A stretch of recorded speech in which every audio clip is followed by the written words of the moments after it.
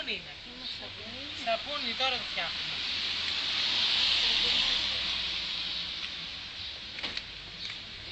Έτσι να δώσουμε και στα παιδιά. Πώς να μου, σε μηχανήματα και τέτοια. Όλα στο χέρι το κάνουν. Όλα. Τα σαπούνια ναι. Πού θέλεις τα σαπούνια αυτά έτσι? Κάνω κάπως αυτά. Ω, να την Κιμέλινα. Γυρνάμε εδώ πέρα ντοκιμαντέρ. Τα ζυμώνω πρώτα και τα βάζω σε φόρμα. Μα τι ώρα μιλήσει αυτή, τι είναι αυτό. Δεν έχει το εργοστάσιο, να δεις πώς φτιάχνω, θα πεις πλάνα. Πάμε εδώ το χέρι τώρα. Και εδώ έχουμε ένα πολύ ωραίο σαπουνάκι. Σαν και αυτές.